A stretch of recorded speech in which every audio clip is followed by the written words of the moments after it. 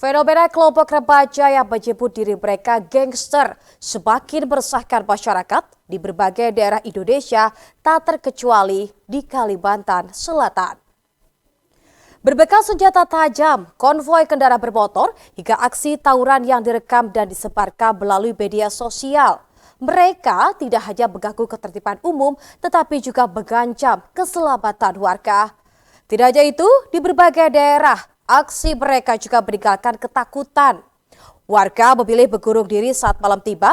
Orang tua cemas ketika anak belum pulang ke rumah.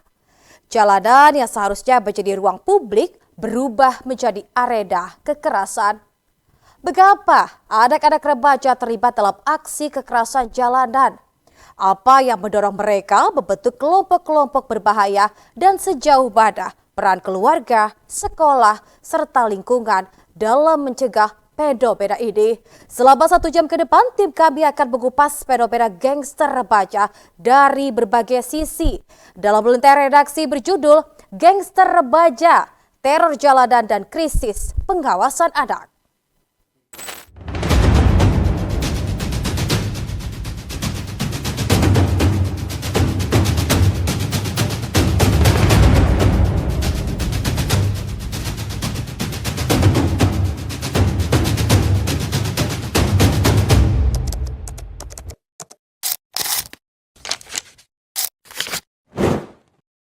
Dalam beberapa tahun terakhir, aksi tawuran dan perkelahian antar kelompok remaja semakin sering terjadi. Tidak hanya di kota besar, fenomena ini juga mulai muncul di daerah-daerah, tak terkecuali di Kalimantan Selatan.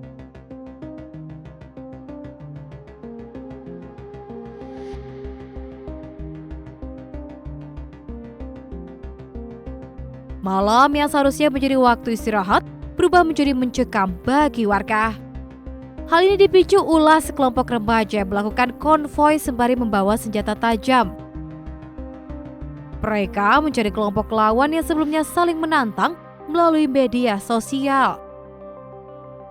Tidak sedikit warga yang menjadi korban, kendaraan rusak, fasilitas umum dirusak, bahkan beberapa kasus berujung luka berat hingga kematian.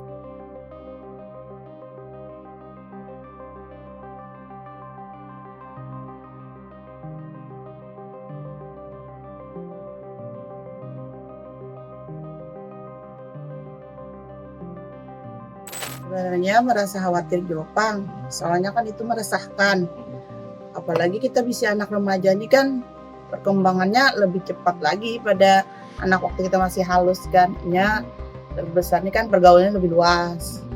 Nah, jadi rasa takutan Jopang bisa anak, terutama bisa anak lelakian pang lah. Kalau ginian di rumah lah kayak itu. Kalau dari Jopang lah, aku kubatasi kayaknya media sosialnya. Habis itu jam inya keluar rumah aku batasi. Walaupun dengan alasan misalnya kerja kelompok atau apa, tetap aku pantau. Misalnya aku beri waktu, jam seini harus pulang. Bilangin lewat, nah ada sanksi masing-masing. Kayak itu Bang cara aku menyikapinya Bang. Nah, berarti ada kekhawatiran besar karena bagi Tian sendiri terkait gangster ini berarti. Sangat, apalagi kemarin kan pernah terjadi di daerah Warak Rumah Mama. Bah itu rasa takutan Jopang walaupun kan kada tinggal di sana, tapi kan otomatis kadang-kadang ke sana kayak itu nak. Anak ke sana melihat ininya. Takutan Jopang kayak itu nah. Kebanyakan sih yang aku tahu Bang lah, karena kan yang umpat kayak gangster ini biasanya inya ada suatu permasalahan mungkin kayak broken home atau karena inya merasa sering dibully, jadinya anak menunjukkan bahwa aku nih kawa lebih baik lagi kayak itu, tapi dengan cara itu Bang, ini cara yang salah itu Bang. Jadi kan harapannya nih mungkin kayak apa nih ke depannya kan terkait ini, ada peran orang tua khusus kah atau guru juga atau lingkungan juga nih, Kak? Yang jelas kita kan kada mau menyerahkan seluruhnya ke guru. Guru itu kan di sekolah, mungkin sudah di sekolah sudah diberi masukan, diberi pengarahan, tapi dari kita orang tua pun jangan lepas tangan. Tetap kita tetap memberikan masukan, pandangan. Ya pokoknya kita tetap memantau lah sebagai orang tua. Pasti Bang, tapi kan anak-anak pasti harus berkembang, harus berkawan lah bahasanya. Kita kadang-kadang juga setiap hari mengurung anak, kan ini ada masanya juga, hendak berkawan, hendak bersosial, hendak ikut kegiatan, hendak apalah kayak itu yang di masa ini. Tapi ya tadi kita batasi, kita beri pengarahan, beri pengertian. Intinya ya komunikasi lah antara anak dan orang tua. Kalau yang isinya anak dibawa ke itu, artinya mau aja nggak itu, nanti setuju aja. Alasannya satu, meresahkan. Yang kedua, kadang-kadang orang melihat yang orang artinya yang padang artinya kan bukan keramaian tuh kan. Kalau keramaian dia pasti nggak berani. Pasti satu, madang sepi-sepi kayak ini melihat ketahui tiba-tiba takutnya jadi korban juga. Kalau orang nongkrong di pinggir jalan tinggi malam. Itu sudah kan terjadi kan, dulu kan sudah terjadi loh. Yang tahun berapa tuh? Tahun 2 tahun yang lalu lah sudah. Jadi intinya pian setuju lah. Setuju aja ulun. Jadi itu harus tuh nggak itu harus berantas saja. Jadi kalau diberantas sama satu merajalela. Nggak di Jawa kan sudah ada anuannya kan tuh sudah. Nah jadi yang menurut itu apa ya? Orang tuh kalau kita pikirkan masa-masa yang Tuhannya artinya anak-anak bukan kayak kemana kan ulun cucu ulun kan ulun pada hidup. Hati jangan sampai dia tadi Bang kalau ada ke pinggir Takutnya jadi korban tadi ya. jadi korban. Tapi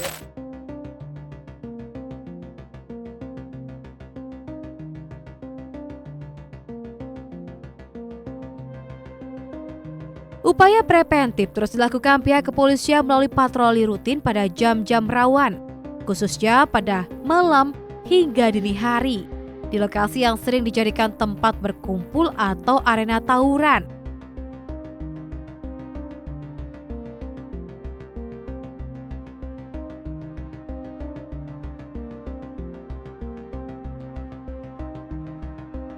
Selain itu, polisi juga aktif melakukan sosialisasi ke sekolah-sekolah, komunitas pemuda, dan lingkungan masyarakat untuk memberikan pemahaman mengenai bahaya serta konsekuensi hukum dari aksi kekerasan jalanan. Namun apabila ditemukan adanya tindak pidana, kepolisian akan mengambil langkah tegas sesuai ketentuan hukum yang berlaku.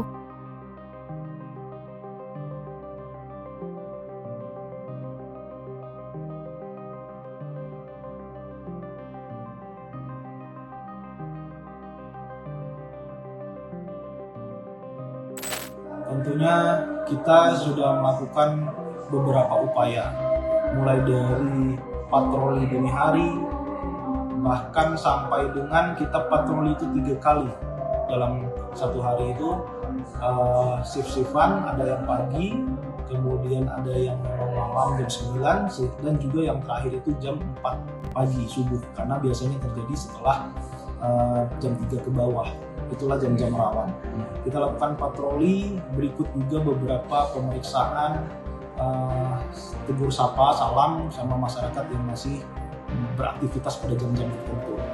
Nah, hal ini gunanya yakni untuk tindakan preventif dari kepolisian, tindakan pencegahan agar tidak ada kejadian perkelahian ataupun tawuran di remaja atau anak-anak di wilayah Banjarmasin. Tapi daripada hal itu memang kita tetap juga mendapatkan beberapa laporan yang kita proses. Bahkan ada anak yang umur 15 tahun, ada yang 16 tahun, yang tempo hari beberapa bulan sebelumnya kita amankan juga dengan menggunakan sajam. Ini kita proses anak-anak tersebut sebagaimana hukum yang berlaku. Kita sudah memberikan beberapa kesempatan bersama-sama dengan Pemko, dengan UPTD PPA, dengan Bapas, kita sudah beberapa kali berikan kesempatan kepada beberapa anak, namun yang mana mengulang terhadap perilaku kenakalan remaja tersebut, maka kita lakukan proses. Adapun data-datanya, database-nya, kita biasanya bekerja sama dengan pihak pengadilan ketika kita sudah lakukan. Pertama adalah pembinaan, dan kita lakukan penetapan juga di pengadilan untuk tahap pertama kalinya dia melakukan kenakalan remaja, kemudian lanjut kembali melakukan lagi, maka itu kita lakukan proses hukum. Itu terkait dengan tindakan preventif maupun penegakan hukum. Sampai saat ini kita tingkatkan dan kita kita akan memberikan efek jerah tentunya bersama-sama kejaksaan supaya tidak ada lagi perkelahian maupun tawuran di wilayah Polresta Banjarmasin. Sedangkan untuk orang tua, kami menghimbau untuk orang tua maupun walinya, jika sudah tidak ada orang tua, rata-rata beberapa anak-anak ini tidak memiliki orang tua lagi. Kita bermohon kepada dan menghimbau kepada orang tua maupun walinya, kalau bisa tidak dulu diberikan kendaraan roda 2, karena rata-rata yang tawuran maupun perkelahian ini berawal dari konvoy, kemudian ada salah paham atau ada ketersinggungan antar kelompok, terjadilah perkelahian yang mana mereka masih mencari jati diri gitu ya, masih anak-anak maupun remaja.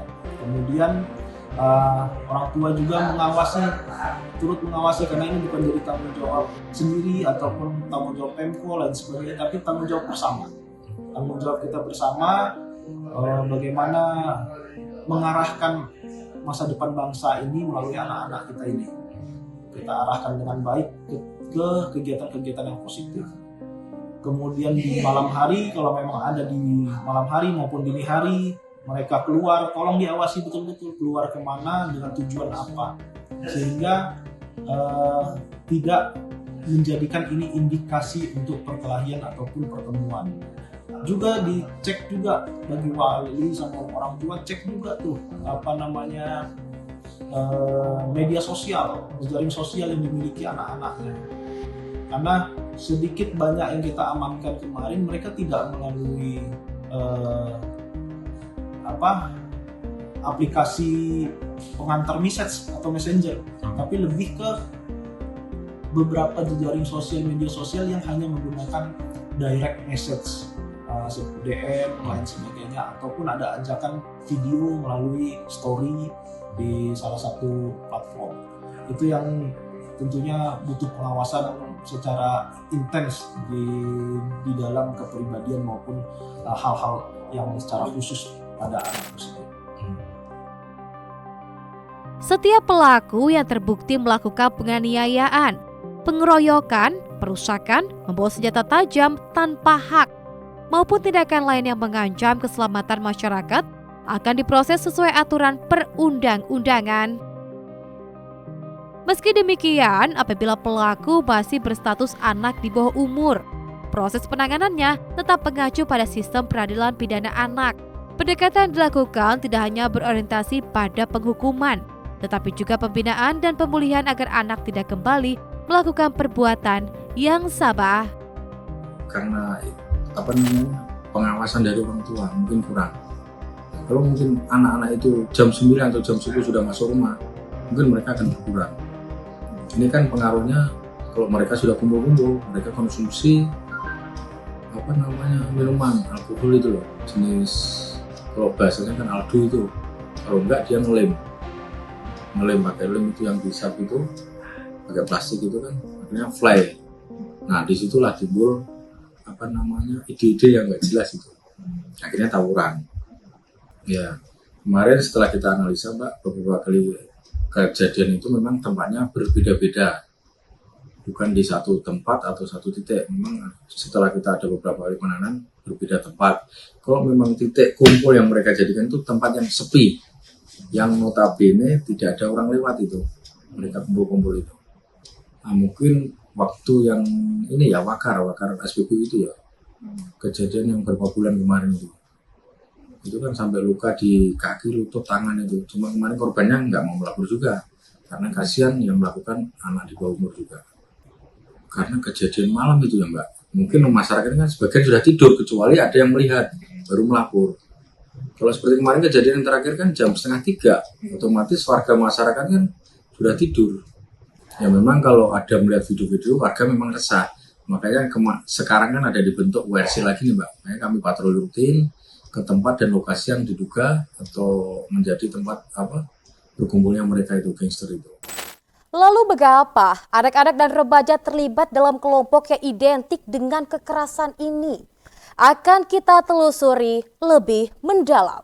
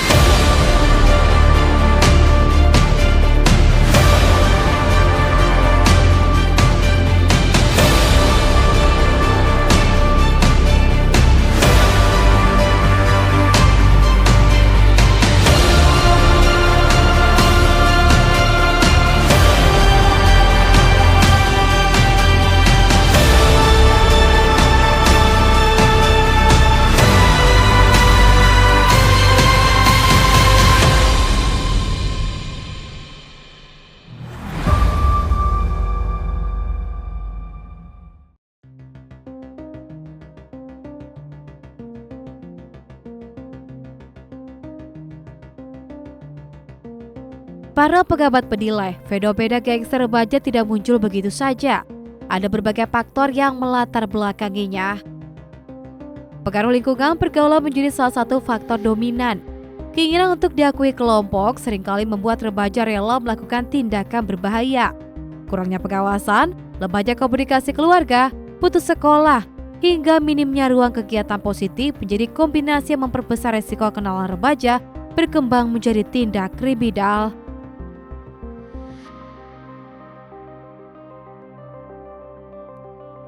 Namun tidak semua remaja yang bergabung dalam kelompok jalanan berakhir menjadi pelaku kriminal. Sebagian berhasil keluar dan memulai kehidupan baru. Kaitan dengan fenomena gangster dan tawuran remaja yang hari ini sangat marak seperti itu.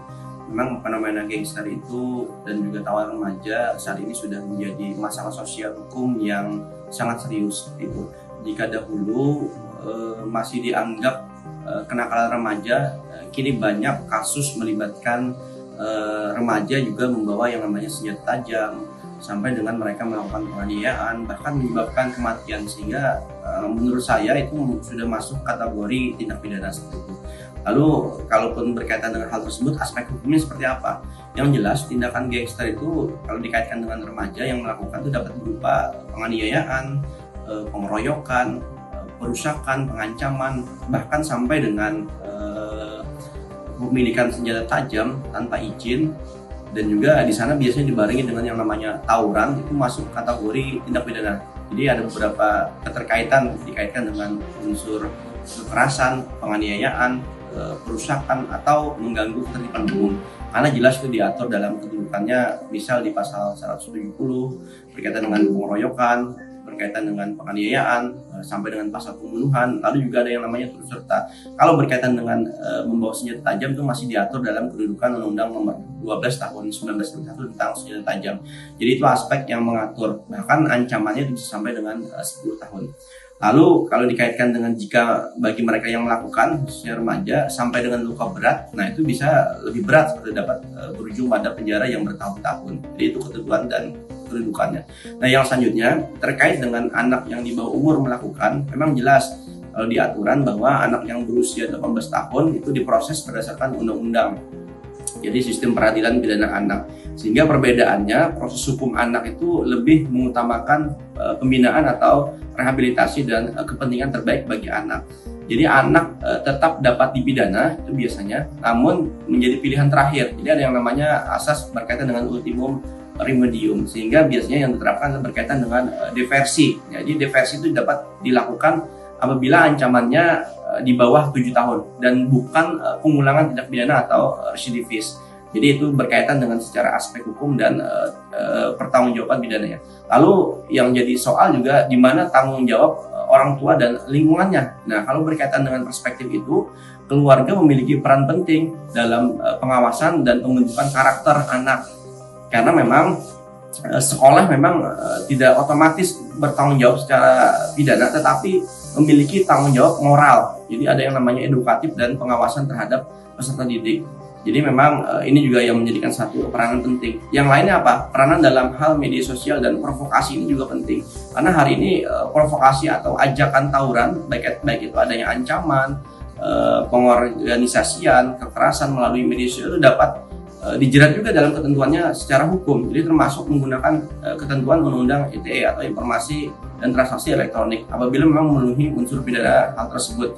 Karena memang nanti di sana pasti ada yang namanya penyebaran video kekerasan, juga dapat menimbulkan adanya yang namanya konsekuensi hukum, terutama jika mengandung provokasi atau meresahkan masyarakat, itu bisa dijerat dengan Undang-Undang ITE. Jadi ya setidaknya memang perlu ditekankan yang namanya efek jerah dan penegakan hukum. Karena nanti penegakan hukum ini perlu dipertegas, tetapi juga memperhatikan yang namanya hak dan perlindungan anak. Jadi inilah yang memang menjadikan satu perspektif mendasar dan tantangan kita ke depan, baik itu tantangan bagi para aparat juga berkaitan dengan pengaruh media sosial. Jadi ini penting. Yang lainnya juga pengawasan, lemahnya pengawasan lingkungan dan keluarga, sehingga muncul kelompok-kelompok baru yang mudah terbentuk dan saling memberikan satu masukan sampai dengan mereka membentuk komunitas yang bisa dalam hal gangster. Jadi solusinya apa? Jadi solusinya setidaknya ya melakukan pencegahan. Jadi harus dimulai dari keluarga, sekolah, masyarakat, sampai dengan pemerintah itu harus bersama-sama. Jadi pendekatan hukum tidak cukup. Jadi pendekatan hukum hanya tidak cukup. Jadi harus dibarengi dengan pendidikan karakter, pembinaan keagamaan, kegiatan positif, baik itu olahraga sampai dengan pengawasan penggunaan media sosial. Sehingga ini penting ke depan, jangan sampai bahwa fenomena gangster ini dan yang lainnya itu menjadi hal-hal yang sifatnya ditangani tidak serius. Karena fenomena ini dapat meningkatkan angka kriminalitas sampai dengan merusak rasa aman bagi masyarakat, sampai dengan menghancurkan masa depan generasi muda kita, sehingga sampai mengancam yang namanya sumber daya manusia untuk ke depan dalam hal menciptakan negara yang aman dan juga menciptakan negara yang tertib dalam hal pengayuman.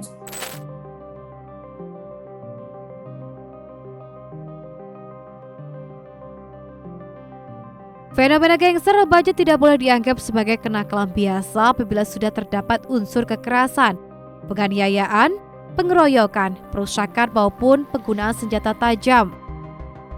Ketika perbuatan tersebut memenuhi unsur pidana, maka aparat penegak hukum memiliki kewenangan untuk melakukan proses hukum sesuai ketentuan yang berlaku. Tak sedikit pelaku masih berstatus pelajar dan berusia di bawah umur.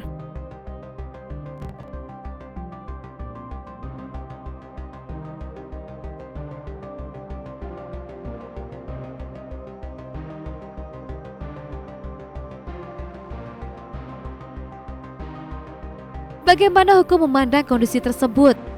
Hukum Indonesia memberikan perlakuan khusus kepada anak yang berhadapan dengan hukum. Namun, perlu dipahami bahwa perlindungan terhadap anak bukan berarti menghapus pertanggungjawaban hukum. Anak tetap harus bertanggung jawab atas perbuatannya, hanya saja mekanisme penanganannya berbeda dengan pelaku dewasa. Nah, biasanya setelah mereka ketangkap di lapangan oleh mereka tim Macan Restra dibawa, dan yang penanganan itu pasti dari pihak Jatantras. Setelah dilakukan pendataan, pembinaan terhadap anak dan orang tua semua dipanggil, dan anak-anak itu juga harus melapor seminggu 2 kali. Kemudian data itu dikembalikan ke kita untuk pendampingan selanjutnya. Jadi pada saat data itu masuk ke kita Satgas kita akan langsung penjangkauan ke rumah tiap anak-anak ABH ini. Jadi rata-rata semua anaknya dan orang tua dipanggil untuk melakukan pendampingan psikologi, pendampingan kerohaniawan. Jadi tidak hanya si anak tapi juga orang tua, sehingga sama-sama mereka memahami apa sih yang harus dihadapi, bagaimana untuk memperbaiki mereka, kemudian dari segi agamanya juga apa yang mereka harus lakukan, seperti itu pendampingannya. Penerapan diversi dan pembinaan memang menjadi prioritas dalam sistem peradilan pidana anak. Akan tetapi apabila tindakan dilakukan mengakibatkan luka berat, kematian, atau menimbulkan keresahan yang luas, proses hukum tetap dapat berjalan sesuai ketentuan yang berlaku. Keluarga merupakan lingkungan pertama yang dikenal seorang anak sejak lahir. Di dalam keluarga, anak belajar tentang nilai, norma, kedisiplinan, hingga cara berinteraksi dengan orang lain. Namun seiring perkembangan teknologi dan perubahan pola hidup masyarakat, hubungan antara orang tua dan anak tidak selalu berjalan ideal. Kesibukan bekerja, tekanan ekonomi, dan padatnya aktivitas sehari-hari kerap mengurangi waktu komunikasi dalam keluarga. Akibatnya, sebagian anak tumbuh dengan pengawasan yang terbatas.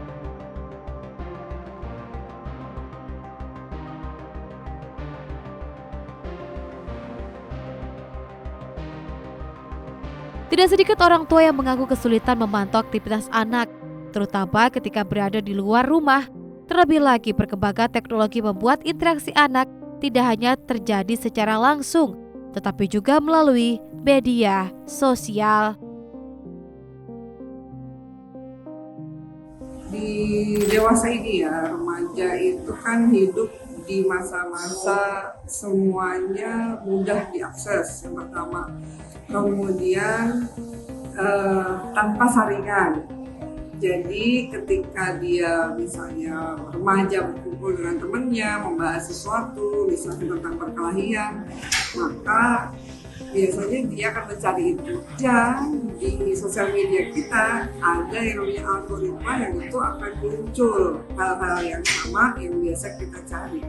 Lalu akhirnya secara psikologis karena itu terpapar oleh remaja yang belum mampu secara dewasa untuk berpikir jauh ke depan dan seterusnya atau memfilter lebih baik, sehingga itu mudah sekali terinternalisasi. Apalagi teman-teman di kalangan remaja kan seru tuh lagi bahas sesuatu yang bagi mereka menarik, itu kecenderungan peer group gitu, dia akan ngikutin teman-temannya yang ada di situ. Dari diri seorang remaja itu kan dia erat kaitannya dengan proses pencarian jati diri, artinya dia itu kan belum tahu saya ini sebagai individu itu orang yang seperti apa, maka dia explore. Nah, ketika dia punya teman atau lingkungan yang menyukai kekerasan misalnya, otomatis wujud citra dirinya atau bagaimana jati diri dia ingin tunjukkan itu pasti berkaitan dengan itu. Nah, kemudian ketika dicoba, dia mendapatkan pujian, dia mendapatkan pengakuan, dia mendapatkan apresiasi yang barangkali tidak dia dapatkan dari lingkungan terdekatnya, misalnya keluarga atau lingkungan pertemanan lainnya. Lalu dia ngerasa, wah, aku mampu nih, aku keren nih ya di mata teman-teman, ternyata gini ya rasanya, dan karena itu perasaan menyenangkan. Lalu diulang lagi, sesuatu yang menyenangkan pasti ingin selalu diulang. Yang bukan hilang barangkali, yang kurang didapatkan oleh remaja pada umumnya itu adalah orang tua itu lupa bahwa ada peralihan antara fase anak-anak ke fase remaja di mana mereka butuh lebih banyak didengarkan. Kemudian dia mau mendengarkan, tapi konteksnya itu lebih cenderung untuk diskusi begitu. Jadi tidak untuk menghakimi atau judgmental.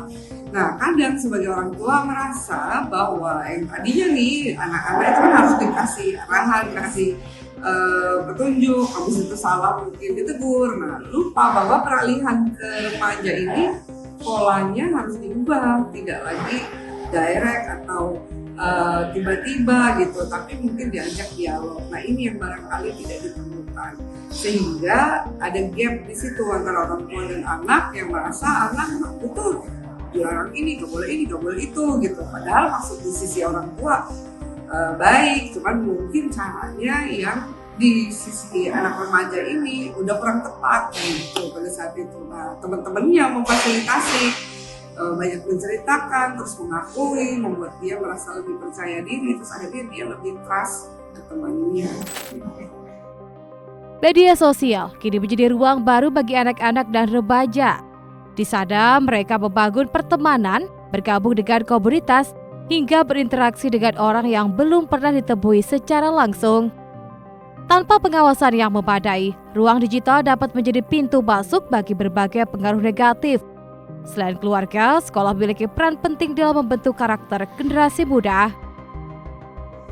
Kalau untuk orang tua tentu mencoba untuk mengubah mindset pola asuh itu sesuai dengan anak remajanya, bukan bagaimana dirinya dulu, bukan bagaimana kakaknya gitu ya yang sudah lebih dulu diasuh masa remajanya.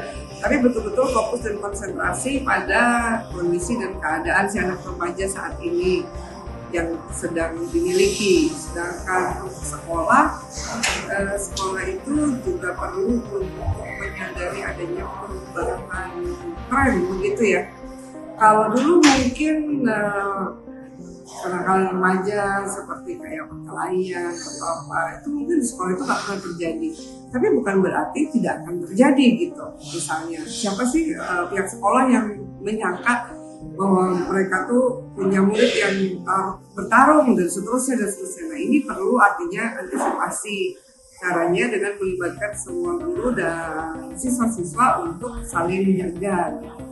Sedangkan untuk remaja itu sendiri, ini yang menarik nih. Remaja itu kan dia membutuhkan pengakuan, dia membutuhkan validasi, dia juga ingin tahu banyak hal gitu. Padahal kita perlu untuk memfasilitasi dan mendukung ketika dia ingin mempelajari sesuatu yang positif, dan ketika itu sesuatu yang ingin dia pelajari negatif, itu pendekatannya adalah dialog. Terus sekali lagi tergantung karakteristik si remajanya ya, karena beda karakteristik, beda pendekatan gitu. Nah, kemudian ketika anak remaja ini merasa bahwa dia, aku lagi pengen ini, aku mau coba ini, coba itu. Nah itu mungkin sering-sering diminta untuk melakukan evaluasi. Balik lagi caranya dengan ngobrol. Dengan siapa? Dengan orang tua, dengan lingkungannya, dengan teman sebayanya, itu juga. Di era digital, proses pembentukan kelompok berlangsung jauh lebih sehat. Sebuah unggahan dapat dilihat ribuan orang dalam hitungan jam. Sebuah ejekan dapat memicu konflik berkepanjangan, dan sebuah tantangan dapat berubah menjadi bentrokan nyata di jalanan.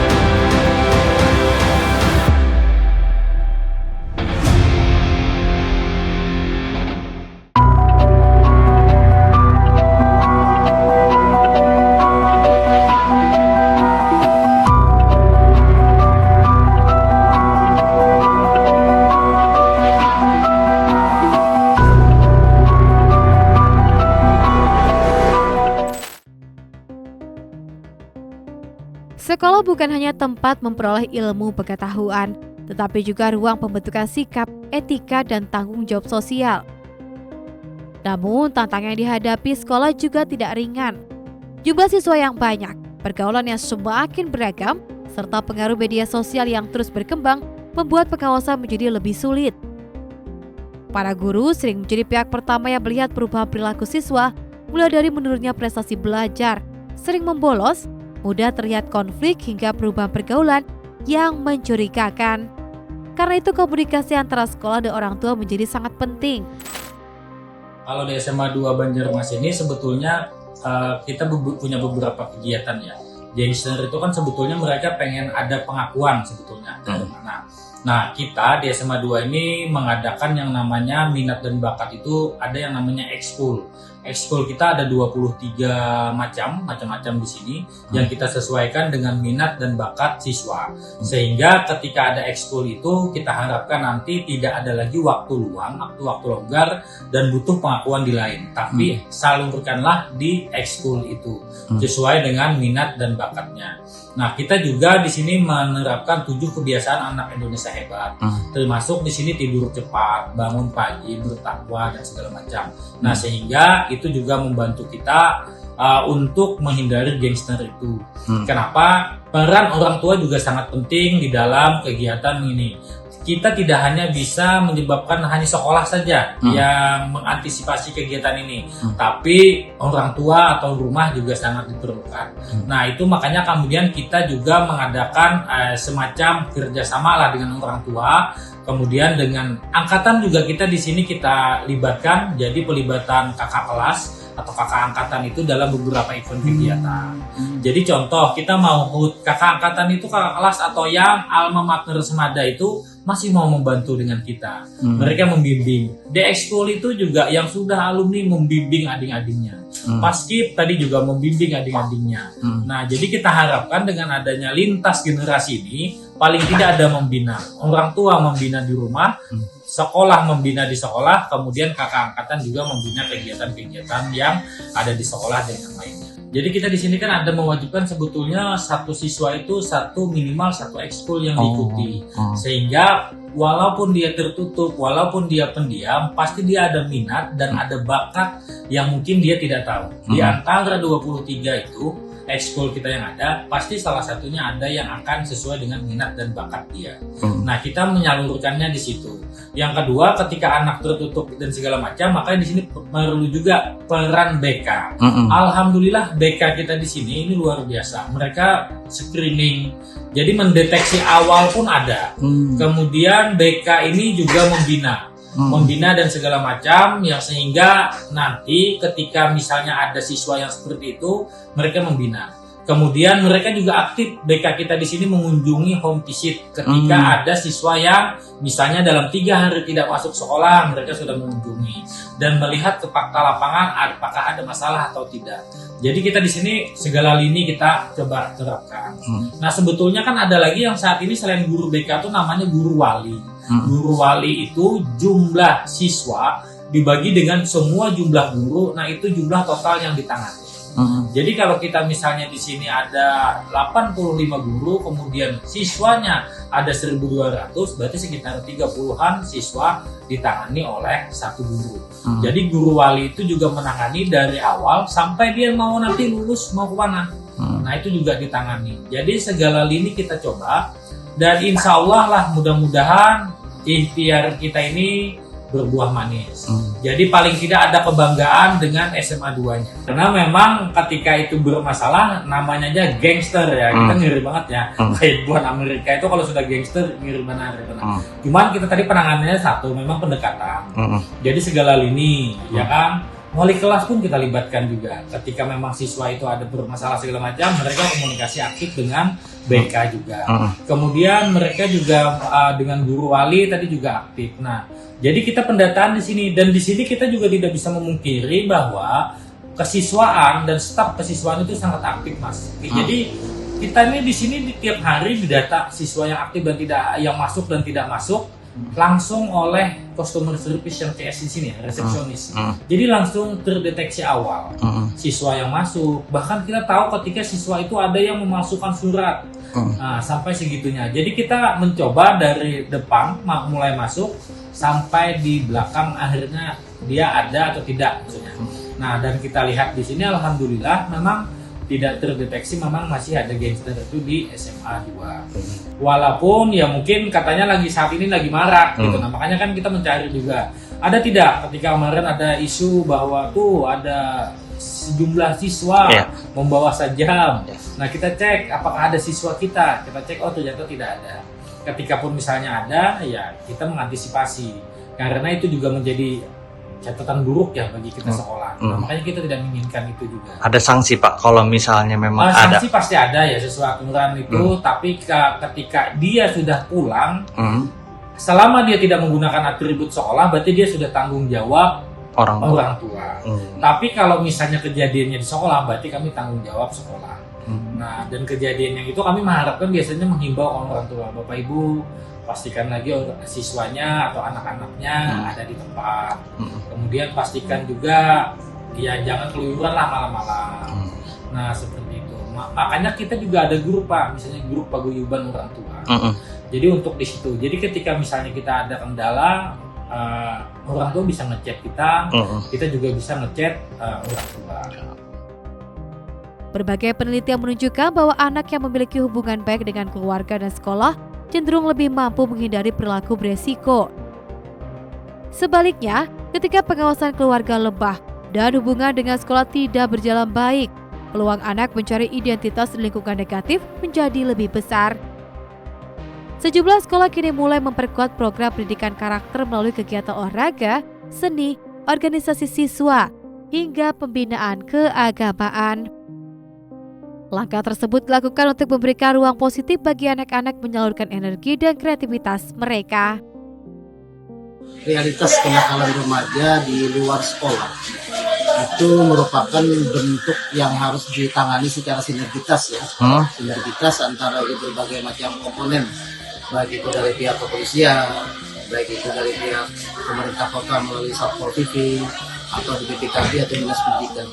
Sekolah pada posisi sebatas preventif, jadi preventif dalam rangka melakukan edukasi baik di kelas maupun kegiatan ekstrakurikuler maupun kegiatan kokurikuler, sehingga mereka disalurkan pada kegiatan-kegiatan yang sangat positif di lingkungan sekolah.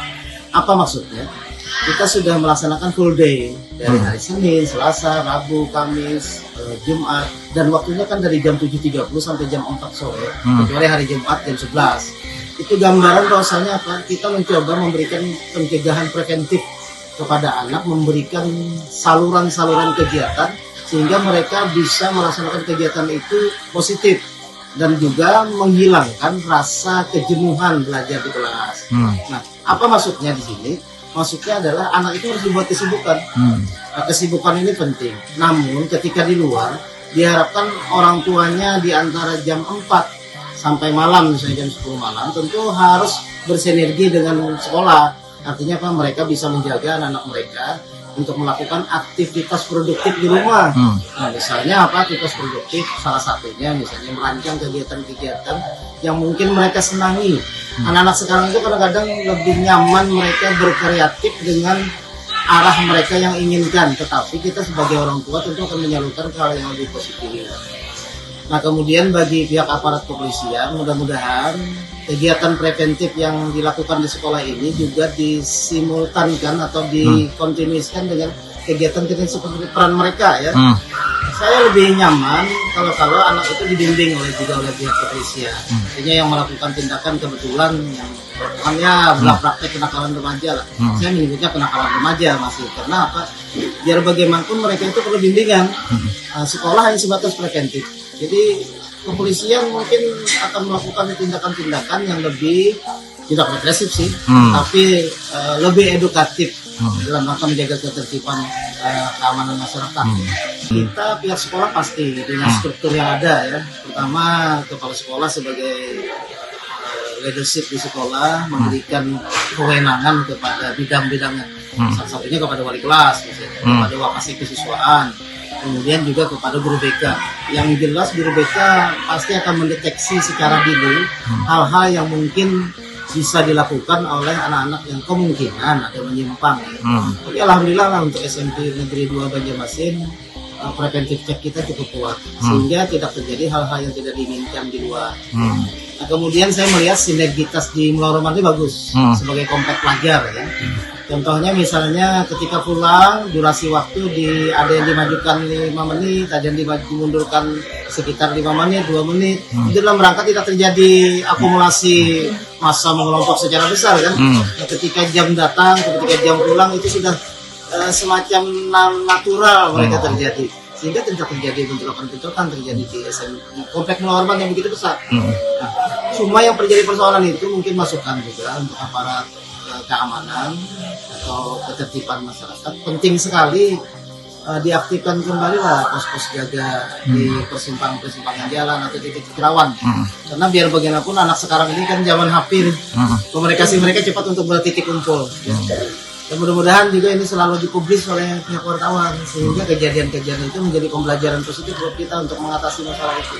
Betul. Untungnya di SMP Negeri 2 Banjarmasin kita ada 13 kegiatan ekskul yang diberlakukan setelah proses pembelajaran. Apa maksudnya? Orang tua ramai menunggu anaknya setelah jam pulang pelajaran. Kita persilakan mereka masuk ke dalam lingkungan sekolah untuk mengawasi kegiatan anaknya. Dan setelah pulang kegiatan ekskul, secara simultan orang tua menjemput anaknya kan, untuk kembali ke rumah.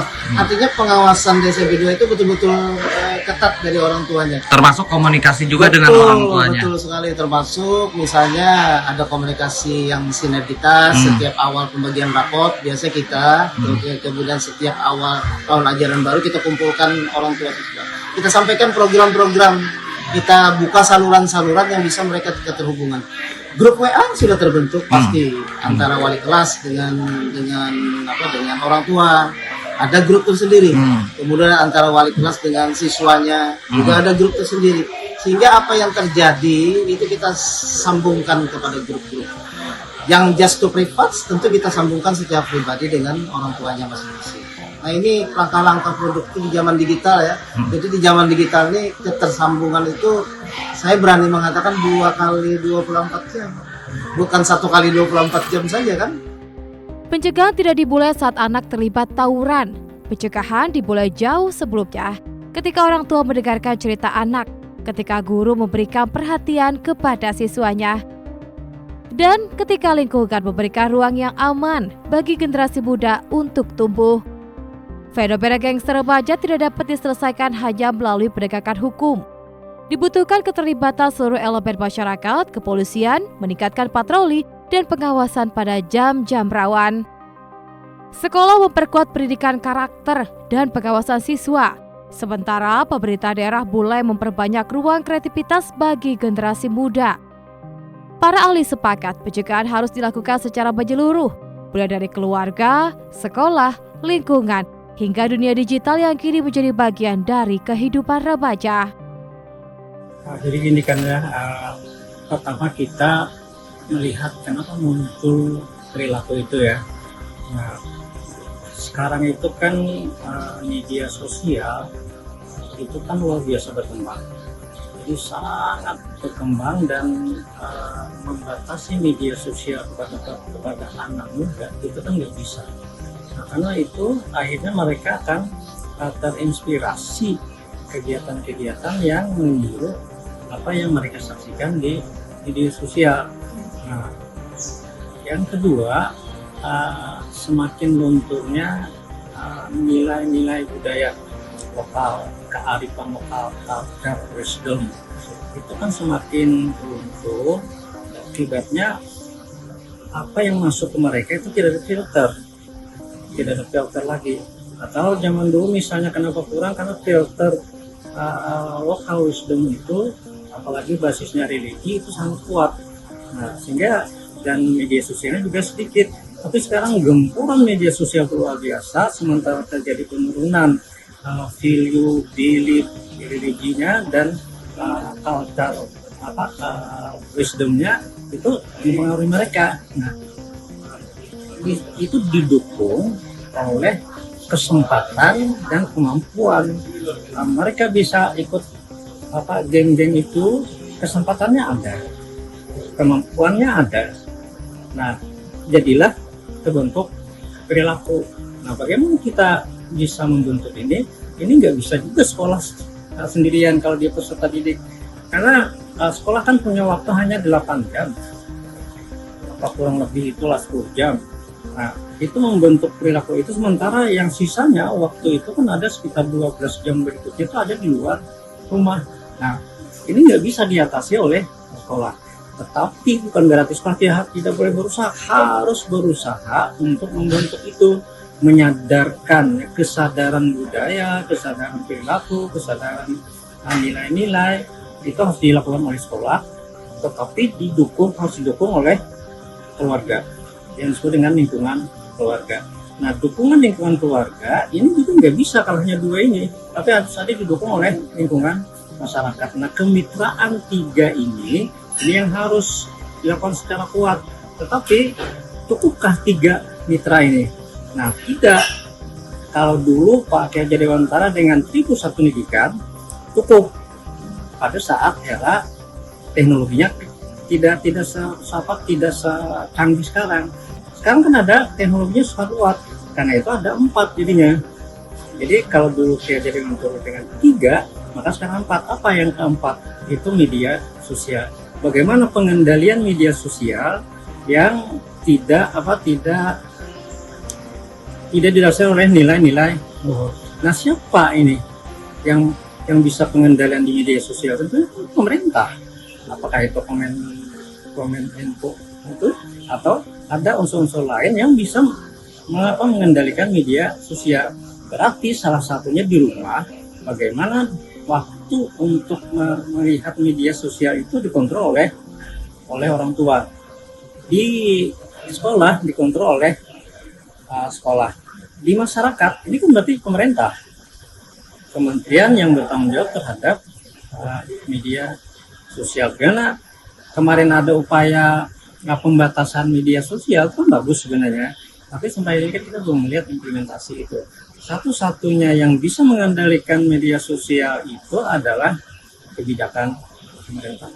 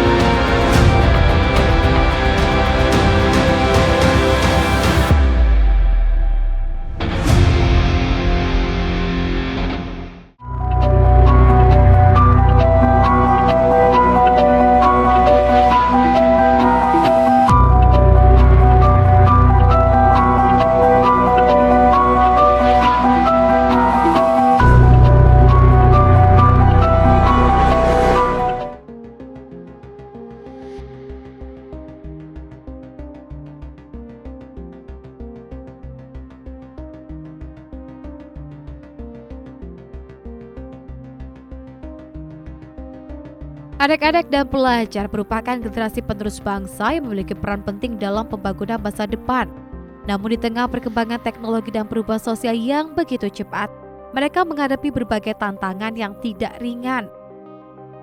Selain dituntut untuk berprestasi di bidang akademik, para pelajar juga harus mampu menghadapi pengaruh lingkungan pergaulan, perkembangan media sosial, serta berbagai bentuk tekanan yang dapat mempengaruhi perilaku dan karakter mereka. Sekolah sebagai lembaga pendidikan memiliki peran penting dalam membentuk kepribadian siswa melalui proses pembelajaran, pendidikan karakter, serta berbagai kegiatan positif yang dapat mengembangkan bakat dan kemampuan mereka. Memang fenomena yang kita lihat terakhir ini, selain meningkatnya prestasi anak-anak muda sekarang, ada juga kita yang riskan dan menyayangkan. Ada sebahagian kelompok anak muda yang ingin eksis tapi dengan jalan yang kita anggap keliru ya. Mungkin semua ini ada penyebabnya. Yang pertama itu adalah misorientasi keteladanan yang dipanuti. Nah, kita tahu ya bahwa anak-anak Gen Z sekarang misalnya dari kecil itu sudah kita kenalkan tentang tokoh-tokoh fiktif yang kita anggap hebat karena dia bisa mengalahkan, dia bisa menjatuhkan, dia bisa menghancurkan. Sehingga secara tidak sadar hal ini menjadi bagian dalam bagian pikiran mereka bahwa oh yang hebat itu yang memiliki senjata, yang hebat itu bisa menghancurkan orang, mengalahkan lawan, begitu memukul, membuat orang lain ketakutan. Kadang kita lupa bahwa ada hal lain yang harusnya kita bisa ajarkan kepada mereka, yakni tentang siapa sih yang harus diteladani. Tentu di dalam agama Islam, sebagaimana yang disampaikan di dalam surah Al-Ahzab ayat 21, A'udzubillahi minasyaitonirrajim, laqad kana lakum fi rasulillahi uswatun hasanah. Jadi sudah ada suri teladan terbaik itu pada diri Rasulullah Sallallahu Alaihi Wasallam. Sehingga, nah inilah di dalam dunia pendidikan misalnya kurangnya kita mengajarkan kepada mereka anak-anak muda kita ini bagaimana cara meneladani Rasulullah Sallallahu Alaihi Wasallam. Jadi hal yang kedua mungkin selain daripada orientasi yang keliru mengenai siapa yang dipanuti untuk diteladani, yang kedua dalam hal pendidikan, bidang pendidikan, terlalu minimnya bahkan terlalu kecilnya waktu untuk belajar mengenai masalah agama, akhlak, etika dan moral. Kita bayangkan saja di dunia pendidikan sekolah sekarang, porsi untuk pendidikan agama itu sangat minim sekali. Kemudian di dalam dunia perkuliahan misalnya SKS untuk pendidikan agama kadang hanya 2-4 SKS. Ya mungkin hanya sekedar tidak lebih lah daripada 5% dari 100% materi yang diberikan di dalam dunia pendidikan. Kemudian yang ketiga bisa jadi karena pola pengasuhannya, bimbingan keluarga ini sangat penting. Seakan-akan orang tua sekarang menyerahkan seluruhnya mengenai masalah pendidikan, pembelajaran itu ke sekolah. Padahal sebagian besar juga kehidupan masyarakat ini selain di sekolah, dia ada di rumah. Berarti ada sesuatu hal dalam pola pengasuhan orang tua khususnya kepada si anak. Yang keempat tentu lingkungan yang mempengaruhi. Biasanya orang melakukan sesuatu yang jelek karena berada di lingkungan yang jelek.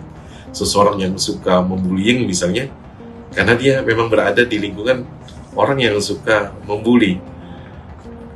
Nah, kelihatannya masalah lingkungan ini juga sangat berpengaruh dengan siapa dia berteman, dengan siapa dia bergaul. Ya, betul. Sebenarnya sih kalau di dalam keluarga gitu ya, kalau diibaratkan sebuah bangunan, nah, sebagaimana hadis Rasulullah SAW, al-mu'minu lil-mu'mini kal-bunyan yashuddu ba'duhu ba'dan. Setiap mukmin, setiap muslim dia bagaikan satu bangunan, sama seperti kehidupan keluarga satu bangunan. Dia akan saling menguatkan satu dengan yang lainnya. Pondasi jelas kalau di dalam Islam, yakni Al-Quran dan Sunnah. Pondasi. Cuma runtuhnya keluarga ini kadang dia tidak ditopang dengan tiang yang kuat, dinding, atap pelindungnya. Nah, kalau dalam agama kita kan diibaratkan misalnya as-salatu imaduddin. Sholat itu adalah tiang agama. Jangan salah, kalau sholat pun berhubungan dengan mengenai masalah akhlak dan perilaku. Inna sholata tanha 'anil fahsya'i wal munkar. Sholat itu mencegah dari perbuatan keji dan munkar. Jadi kalau kita perhatikan orang-orang yang atau anak muda yang kita katakan salah di dalam pergaulan, kemudian yang tindakannya sekarang mulai ke anarkis, akhlak yang mazmumah, akhlak yang jelek, bisa jadi karena tidak ada pendidikan di keluarga. Yang pendidikan itu menekankan akan pentingnya mengenai masalah sholat, pentingnya kemudian mengenal Al-Quran.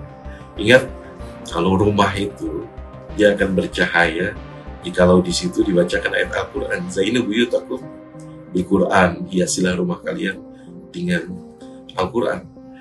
Nah, kalau kita lihat dari pribadi mereka yang melakukan akhlakul mazmumah, akhlak yang jelek ini, karena tidak terbiasanya membaca Al-Quran, kemudian tidak memahami akan Al-Quran, apalagi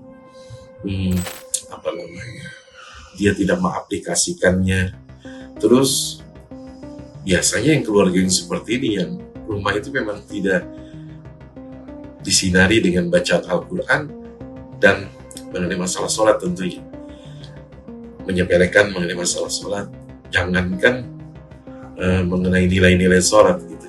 Tentang sholatnya sendiri kadang diabaikan.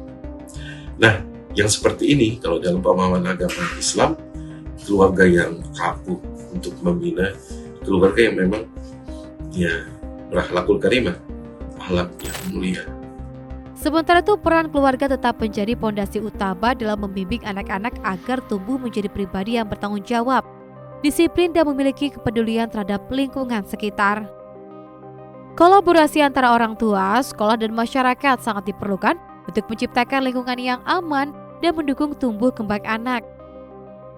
Dengan pendampingan yang tepat, para pelajar diharapkan mampu mengembangkan potensi diri secara optimal serta terhindar dari berbagai perilaku negatif yang dapat menghambat masa depan mereka. Karena di tangan para pelajarlah harapan dan masa depan bangsa akan ditentukan.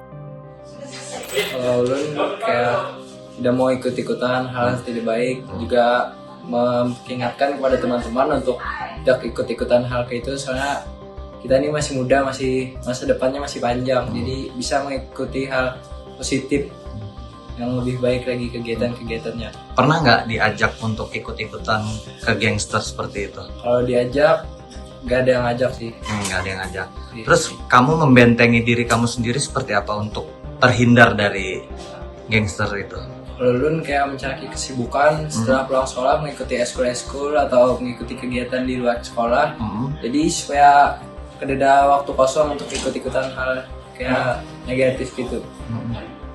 Gangster-gangster nih di Merajalela, terlebih di kota Banjarmasin, udah tahu belum? Sedikit. Kalau pengetahuan kamu kenapa tuh? Ini kan banyak juga yang pelajar ikut-ikutan gangster. Pengetahuan kamu kenapa dia ikut gitu? Mungkin karena pengaruh lingkungan pertemanan, kayak FOMO, ikut-ikutan, nyari validasi, agar terlihat keren mungkin. Kalau kamu sendiri, gimana cara menghindari kegiatan-kegiatan seperti itu? Kalau ulun biasanya lebih memperbanyak hal kegiatan positif, seperti setelah pulang sekolah mungkin mengikuti eskul, kalau weekend mungkin ikut les tambahan. Jadi sampai rumah itu nggak ada waktu lagi buat ikut hal-hal kayak gitu. Kalau kamu sendiri pernah nggak diajak ikut-ikutan hal-hal yang seperti itu? Nggak pernah. Fenomena gangster dan tawuran yang melibatkan pelajar harus menjadi perhatian bersama seluruh elemen masyarakat. Penanganan persoalan tersebut tidak cukup hanya mengandalkan aparat penegak hukum, tetapi juga membutuhkan keterlibatan aktif keluarga, sekolah, dan lingkungan sekitar. Ketua Komisi 1 DPRD Kota Banjarmasin Aliansyah berharap seluruh pihak dapat berkolaborasi untuk menciptakan lingkungan yang aman bagi anak dan remaja, sehingga fenomena gangster maupun tawuran pelajar dapat diminimalkan. Ia juga mendorong penguatan pendidikan karakter di sekolah serta peningkatan pengawasan terhadap aktivitas belajar, baik di lingkungan pergaulan maupun di media sosial. Jadi dengan adanya fenomena gangster ini ya, ada kelompok-kelompok anak ya, kelompok-kelompok anak yang kita anggap sebagai kenakalan anak-anak, ya, kenakalan remaja yang perlu perhatian. Jadi tugasnya itu semua elemen. Yang pertama pemerintah kota, aparat keamanan, tokoh masyarakat, alim ulama, ketua RT termasuk orang tuanya di rumah. Karena anak-anak ini butuh perhatian, butuh kegiatan positif yang mana harus diperhatikan betul-betul. Walaupun dia tidak dimasukkan ke barak, tapi kalau memang diperhatikan apa kegiatan positifnya kita laksanakan dan juga ada pengayoman dari orang tuanya, mungkin gangster ini tidak akan terbentuk. Terutama orang tua wajib mengetahui anaknya jam berapa turun, pulang jam berapa, dan apa yang dipegang, di mana menyimpan senjata tajam, itu yang perlu diperhatikan. Nah, kalau memang bisa diajak misalnya hobinya sepak bola, hobinya pencaksilat, kita akan ke positif. Jangan sampai dia kumpul-kumpul main HP yang tidak karuan. Ada yang ngajak ikut keliling-keliling aja, ada yang bersenjata ketemu sama beda kelompok tawuran.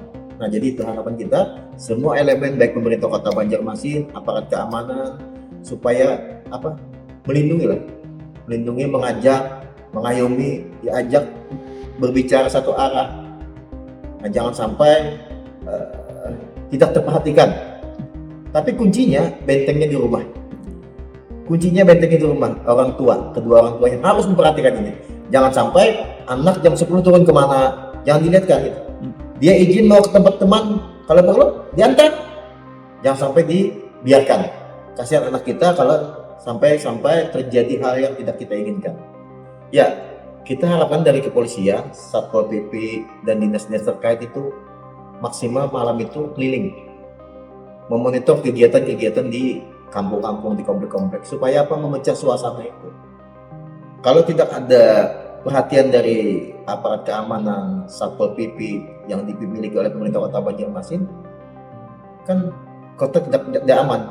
Makanya kalau dengan adanya patroli setiap malam keliling, kan Banjarmasin ini kecil aja kan, masing-masing polsek ada Satpol PP dibagi tugasnya. Untuk apa? Untuk mengecek itu, apakah di sini ada balapan liar, apakah di sini ada kelompok-kelompok anak, apakah di sini ada kelompok anak yang melem, minum segala macam, itu kan supaya dia tidak merasa aman. Tidak ada polisi, ada Satpol PP, kan bubar. Nah, jadi harapan kita, dan juga harapan kita kepada masyarakat juga, khususnya masyarakat, kalau melihat anak-anak yang memang kita lihat tingkahnya beda sudah, dia misalnya laporkan saja bahwa ini ada kejadian di sini. Kita bina terus dia, karena ini masa kenakalan remaja, masa-masa yang memang masa-masa perlu perhatian. Ya itu tadi kuncinya. Cara jati diri. Apa yang ada di dirinya bisa disampaikan kepada orang tua, kepada masyarakat. Nah, kita lihat potensinya kan. Kalau dia potensinya dia bisa renang kita arahkan. Itu perlu dari kelurahan, kecamatan, RT itu perlu kita perhatikan. Jangan sampai dimusuhi lah anak kita itu. Berarti juga ada ketegasan juga kan? Iya, tegas itu perlu. Karena kalau tidak tegas, dia akan melawan. Ya, kalau sosialisasi itu penting, Bang. Penting karena sudah sering juga kan sosialisasi terkait narkoba, sosialisasi terkait kenakalan remaja, sosialisasi bagaimana ini itu bagus. Cuma yang penting bagaimana caranya remaja-remaja kita, anak-anak kita sekolah ini dari SD, SMP ini supaya jangan terpengaruh dengan minuman keras, terpengaruh dengan obat-obatannya itu tadi. Tidak segan-segan kita menyampaikan kepada orang tuanya. Guru di sekolah itu menyampaikan kepada orang tuanya bahwa batas jam anak, pulangnya jam berapa, baliknya jam berapa itu harus diketahui oleh orang tua. Bagaimanapun akhirnya pasti ke rumah nantinya. Fenomena gangster remaja menjadi peringatan bahwa persoalan kekerasan jalanan bukan semata masalah keamanan. Di baliknya terdapat persoalan pengawasan, pendidikan, lingkungan sosial hingga perkembangan teknologi yang mempengaruhi kehidupan generasi muda. Membangun ruang yang aman bagi anak-anak dan remaja menjadi tanggung jawab bersama agar jalanan tidak lagi menjadi arena kekerasan, melainkan ruang tumbuh bagi masa depan yang lebih baik. Saya bersama seluruh tim yang bertugas mengucapkan terima kasih atas perhatian Anda dan sampai jumpa dalam Lentera Redaksi berikutnya.